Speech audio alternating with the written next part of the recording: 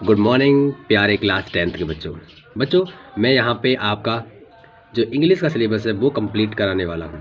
तो आज तो सबसे पहले हम बात करेंगे अपने फर्स्ट चैप्टर पर, बिकॉज बूंद बूंद से घड़ा भरता है। तो हम शुरुआत करेंगे आपके फर्स्ट चैप्टर से, जिसका नाम है ए लेटर टू गॉड। बच्चों आपको बता दूं, मेरे पास अरिहंत पब्लिकेशन की बुक है। आप चाहें तो आपके पास की जो स्टेशनरी शॉप होगी कहीं ना कहीं पे आपको मिल ही जाएगी। बाकी लिखा सब में वही है जो इसमें लिखा हुआ है। तो अगर आप CBSE बोर्ड से हैं, अगर आप UP बोर्ड से हैं, आप इस चैप्टर को रीड कर सकते हैं, आप इस चैप्टर को अच्छे से समझ सकते हैं। मैं कोशिश करूँगा आपको अच्छे से एक्सप्लेन करने की और आपको ये चैप्टर समझाने। As you know that this chapter based on belief. So चलिए शुरुआत करते हैं। इस चैप्टर का नाम है ए लेटर टू गॉड। इसका मतलब ए लेटर इट मीन्स एक पत्र, टू गॉड भगवान के लिए एक पत्र। चलिए इस चैप्टर की थीम को हम समझ लेते हैं। Theme of the chapter, this chapter describe about the farmers faith, firm faith in God. ये चैप्टर हमें डिस्क्राइब मतलब वर्णन करता है अबाउट किसके बारे में, अ फार्मर्स फेथ, एक किसान का, फर्म फेथ यानी कि दृढ़ विश्वास, इन गॉड भगवान में। तो ये चैप्टर हमें एक किसान का दृढ़ विश्वास जो है वो किसमें है, भगवान में, इसकी व्याख्या करता है। This story is about a poor hard working farmer. This story, यह कहानी, is about a poor farmer, यह कहानी एक गरीब और मेहनती किसान के बारे में है, जिसका नाम लेंचो है। लेंचो हुज क्रॉप्स, लेंचो जिसकी फसल हैज़ बीन डिस्ट्रॉयड, जिसकी फसल बर्बाद हो चुकी है, बाय हेलिस्ट्रॉम यानी कि ओलावृष्टि के कारण या ओलों की बारिश के कारण जिसकी फसल बर्बाद हो चुकी है। He has immense faith in God, he has immense faith यानी कि उसको भगवान पे अटूट विश्वास है। अटूट फेथ इट मीन्स भरोसा या विश्वास, इन गॉड उसे भगवान में अटूट विश्वास है। ठीक है। सो इसीलिए ही राइट्स अ लेटर, इसीलिए वह एक पत्र लिखता है, टू गॉड भगवान को, इसीलिए वह भगवान को एक पत्र लिखता है, डिमांडिंग सम फाइनेंशियल एड, कि भगवान की तरफ से उन्हें कुछ कैसी हेल्प मिले, फाइनेंशियल एड यानी कि एक ऐसी हेल्प जो धन से उसकी कुछ मदद कर सके, या आर्थिक सहायता हम इसको बोल सकते हैं। तो वह भगवान को आर्थिक सहायता मांगते हुए एक पत्र लिखता है। ठीक है, आशा करता हूँ आपको समझ में आ रहा होगा। आगे देखते हैं। अ जेनरस काइंड पोस्ट मास्टर, अ जेनरस का मतलब एक उदार व्यक्ति होता है तो उसको जेनरस बोला जाता है। एंड काइंड पोस्ट मास्टर, एक दयालु पोस्ट मास्टर यानी कि पोस्ट ऑफिस का जो हेड होता है उसको पोस्ट मास्टर बोल देते हैं। तो अ generous and kind post master gate impressed, यानी कि जो उस पोस्ट ऑफिस का जो मास्टर था जहाँ पर उसने लेटर लिखा, तो वो उसके पत्र को देख करके इम्प्रेस हुआ यानी कि प्रभावित हुआ। By his faith in God, जब उसने देखा कि इस पत्र में भगवान पे इतना ज़्यादा भरोसा किया गया है, भगवान से कोई हेल्प मांगी गई, फाइनेंशियल हेल्प मांगी गई है।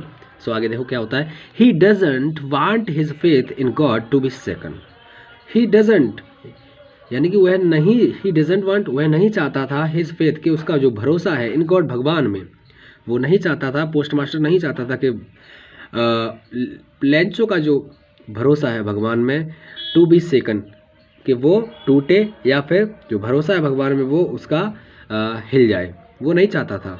सो क्या हुआ, the post master along with the help of his colleagues and friends collected more than half of the money. इसलिए पोस्ट मास्टर ने अपने जो एम्प्लॉयज़ थे, जो कलीग्स थे, ऐसा कह सकते हो जो सहकर्मी थे, और अपने मित्रों की सहायता से लेंचो के द्वारा जो अनुरोध किया गया था, लेंचो के द्वारा जो मांगा गया था, उसने क्या किया, in fact collected more than half of the money. तो उसने जितना कि लेटर में मनी मांगा गया, जितना कि पैसा मांगा गया था, तो उसने उस पैसे का आधी से अधिक धनराशि उसने उस लेटर में रख दी, ऐसा कह सकते हैं आप। आगे देखते हैं।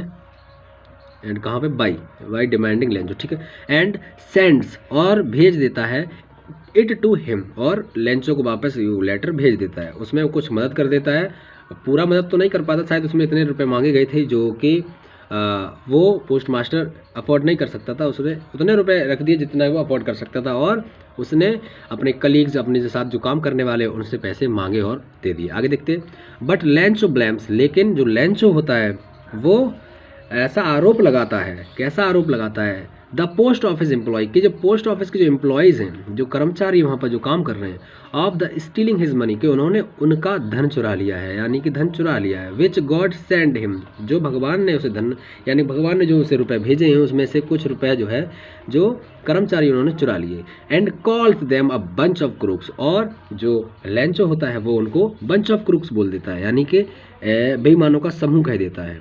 आगे देखते हैं। दिस स्टोरी सोज, एक जो कहानी है वो हमें दिखाती है लेंचोस अनब्रेकेबल फेथ इन गॉड, यानी कि ये कहानी हमें लेंचो का न टूटने वाला भरोसा, भगवान पे न टूटने वाला भरोसा दिखाती है। आगे देखते हैं। इन द एंड, यानी कि अंत में, द स्टोरी टेल्स अस, ये कहानी जो है अंत में हमें क्या बताती है, देखते हैं। ये कहानी अंत में हमें बताती है दैट कि समटाइम्स, के कभी कभी ऐसा होता है, even your generosity and kindness is not recognised, कभी कभी ऐसा होता है कि आपने कोई अच्छा काम किया है, आपने कोई काइंडनेस, दयालु वाला काम, दयालुता वाला काम किया है, तो कभी कभी वो भी रिकॉग्नाइज्ड नहीं होता है, यानी कि उसको उसकी कोई सराहना नहीं की जाती है। And you may not get any credit for it, और आपने कुछ अच्छा काम किया होता है तो आपको कभी कभी उसका श्रेय नहीं भी मिलता है, कभी कभी ऐसा होता है। तो ऐसा ही कुछ जो पोस्ट मास्टर है, कर्मचारी, उनके साथ भी कुछ ऐसा ही हुआ है कि उन्होंने अपने खुद की सैलरी से या अपनी खुद की जेब से पैसे रखे उसमें, और फिर भी उन्हें कोई उसका क्रेडिट नहीं मिला, और बल्कि उन्हें उल्टा सुनने को और मिला। आगे देखते हैं। द स्टोरी एंड्स, यानी कि ये कहानी इस कहानी का अंत होता है विद एन आयरनी, यानी कि इस कहानी का जो समाप्ति होती है वो एक कैसी होती है, आयरनी का मतलब होता है व्यंग्युक्त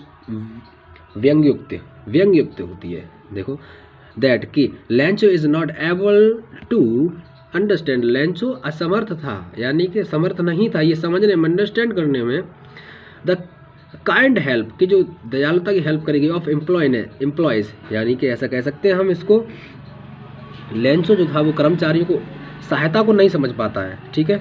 और क्या होता है, ऑफ द पोस्ट ऑफिस, जो कर्मचारी होते हैं पोस्ट ऑफिस के, उनकी उदारता को नहीं समझ पाता है। And on the other hand, और बल्कि दूसरी तरफ क्या होता है, इवन ही ब्लेम्स, इसके अलावा वो क्या करता है, ब्लेम्स, यानी कि उनको आरोप भी लगा देता है, यानी कि उनकी अच्छाई को तो समझ नहीं पाया, और उसके साथ में क्या कर रहा है, ही ब्लेम्स, वह इल्ज़ाम लगाता है देम, उन लोगों पर, ऑफ स्टीलिंग हिज मनी, कि उन्होंने उसका कुछ आरोप, इस बात का आरोप लगाया कि उन्होंने उनका धन चुरा लिया है।